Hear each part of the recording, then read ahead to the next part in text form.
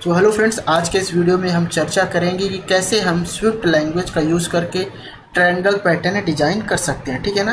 तो चलिए हम अपने टास्क पे चलते हैं और देखते हैं आज का हमारा टास्क क्या है। तो आज का हमारा टास्क है draw triangle pattern in Swift. तो पहले हम अपने प्लेग्राउंड में अपने एडिटर में मूव करने से पहले इसका कॉन्सेप्ट समझने की कोशिश करते हैं कि हम कैसे किस बेस पे पैटर्न डिज़ाइन करेंगे और उसका कॉन्सेप्ट क्या है। तो देखिए फ्रेंड्स, जो पैटर्न डिज़ाइन करने का कॉन्सेप्ट है वो बहुत ही सिंपल है। इसमें आपको ये ध्यान रखना है कि आपका जो भी पैटर्न है आप डिज़ाइन करना चाहते हो उसमें कितने नंबर ऑफ रो हैं और कितने नंबर ऑफ कॉलम हैं। जैसे ये पैटर्न जो मैंने लिखा है तो इसमें पहले हम नंबर ऑफ रो काउंट कर लेंगे। तो नंबर ऑफ रो काउंट ऐसे करेंगे, ठीक है ना, हॉरिजॉन्टल। तो ये नंबर ऑफ रो 1 हो गया, ये नंबर ऑफ रो 2 हो गया, ये नंबर ऑफ रो 3 हो गया और ये नंबर ऑफ रो 4 हो गया। ठीक है ना। तो इसमें कितने नंबर ऑफ रो है? 4। उसके बाद हम क्या काउंट करेंगे? तो देखिए जो हमारा पहला लूप चलेगा उसमें वो हमारे नंबर ऑफ रो के लिए चलेगा। तो जो पहला लूप हम चलाएंगे वो कहाँ तक चलेगा? वो 4 तक चलेगा। ठीक है ना। याद रखिएगा जो पहला लूप चलाएंगे वो 4 तक चलेगा। ठीक है ना। उसके बाद जो हमारा दूसरा लूप है वो किस पे चलता है? वो हमेशा नंबर ऑफ कॉलम पे चलेगा। ठीक है ना। यहाँ पे कोई स्पेस नहीं है तो इसलिए स्पेस के लिए हम कोई लूप नहीं लिखेंगे। ठीक है ना। चलिए, तो यहाँ पे अब नंबर ऑफ कॉलम कितना है? ये एक कॉलम हो गया वर्टिकल, दूसरा कॉलम हो गया, ये तीसरा कॉलम हो गया, ये 4th। तो इसमें नंबर ऑफ रो भी कितना है? 4। और नंबर ऑफ कॉलम भी कितना है आपका? 4। चलिए देखते हैं इसको हम कैसे अपने एडिटर में इसको ड्रा करेंगे। तो ठीक है ना। चलिए जो मैंने कोड लिखा है इसको मैं डिलीट कर देता हूँ पहले। तो सबसे पहले आपको 2 बात ध्यान रखनी है कि इसमें आप कितने फॉर लूप लगाओगे।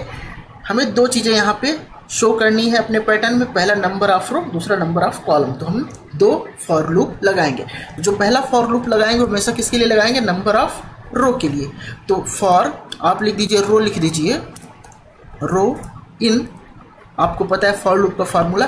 अब देखिए हमें कहाँ तक लगाना है। हमें अगर हमारा रो नंबर यहाँ पे 4 है तो हम क्या लिखेंगे? 1 2, या तो हम 1 2 4 लिख दें या फिर हम ऐसे लिख दें 1 <<5। ये दोनों तरीका सही है, इसमें कोई गड़बड़ी नहीं। तो हमारा पहला फॉर लूप बन गया। ठीक है ना। अब पहले फॉर लूप के लिए हम प्रिंट क्या करेंगे? पहले फॉर लूप के लिए अभी हम इसको प्रिंट करके ऐसे ही खाली स्ट्रिंग छोड़ देते हैं। ठीक है ना।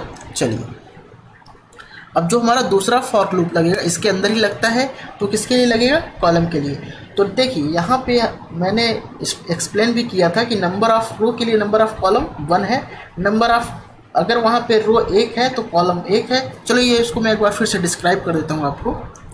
देखिए यहाँ पे रो नंबर 1 के लिए कॉलम नंबर 1 है। रो नंबर 1 पे कितना कॉलम है? 1 कॉलम है। रो नंबर 2 पे कितना कॉलम है? 2 कॉलम है।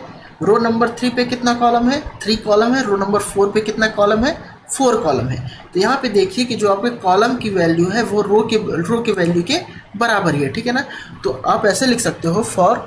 देखिए यहाँ पे सबसे बड़ा इंपॉर्टेंट चीज़ ये है कि आपको रो और कॉलम के बीच रिलेशन निकालना है। ठीक है ना। तो फॉर मैं यहाँ पे लिख देता हूँ कॉलम इन। अब देखिए हमारा रो नंबर 1 के लिए हमारा कॉलम क्या है? 1 है। रो नंबर 1 के लिए कॉलम 1 है। रो नंबर 2 के लिए कॉलम 2 है। तो क्या हमारा यहाँ पे रिलेशन निकल रहा है कि number of row is equal to number of column. ठीक है ना। तो हमें कॉलम के लिए लिखना है तो कॉलम हमारा कहाँ से स्टार्ट होगा? 1 2 आई, क्योंकि नंबर ऑफ रो और नंबर ऑफ कॉलम इक्वल है तो 1 2 रो कर देते हैं। ठीक है ना। 1 2 रो, ROW। ठीक है। अब यहाँ पे हम लिखते हैं।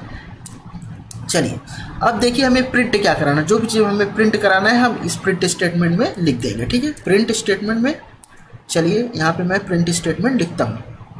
जैसे मान लीजिए मैं आपका, चलिए मान लीजिए मैं स्टार प्रिंट करवाना चाहता हूँ। ठीक है ना। तो मैं यहाँ पे स्टार लिखूँगा। इसके बाद चलिए पहले इसको एक बार रन करके देखते हैं। इसमें थोड़ा एरर है, रन करने के बाद आपको एरर अच्छे से समझ में आएगा। चलिए इसको पहले रन करके इसका रिजल्ट देखते हैं। ठीक है ना। चलिए तो देखिए यहाँ पे केवल 3 ही कॉलम प्रिंट हुए हैं। ठीक है ना। अब इसको देखते हैं ऐसा क्यों हुआ है। स्विफ्ट क्या करता है, हमेशा कोई भी नया नंबर हर एक डिफरेंट लाइन में प्रिंट करता है, ठीक है ना। लेकिन हमें यहाँ पे पैटर्न बनाने के लिए फर्स्ट रो में फर्स्ट वैल्यू एक वैल्यू चाहिए, सेकंड रो में हमें 2 कॉलम चाहिए, ठीक है ना। लेकिन स्विफ्ट क्या करता है कि हमेशा एक वैल्यू को एक ही रो में इंटर करता है, रो में शो करता है, अगली वैल्यू को अगले रो में शो करता है, ठीक है ना। इसके लिए हम क्या करेंगे, यहाँ पे हम टर्मिनेटर का यूज़ कर लेंगे, टर्मिनेटर का यूज़ कर लेंगे, याद रखिएगा। इस प्रिंट स्टेटमेंट में हम टर्मिनेटर का यूज़ करेंगे, टर्मिनेटर का यूज़ करेंगे और इसकी वैल्यू हम ब्लैंक ही रहने देंगे, ठीक है ना। अब हम प्रिंट करके देखते हैं।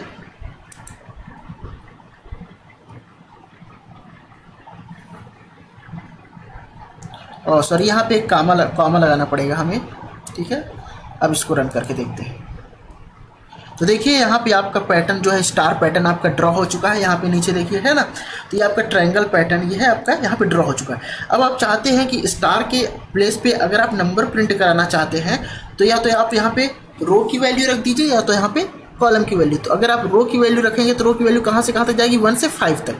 तो आप देखिए रो की वैल्यू रख के देखिए यहाँ पे रो। चलिए इसको प्रिंट करके देखते हैं। तो देखिए यहाँ पे रो प्रिंट हुआ है, पहली बार 1 रो प्रिंट हुआ है, दूसरी बार 2 रो प्रिंट हुआ है, ठीक है ना। चलिए इसको हटा देते हैं।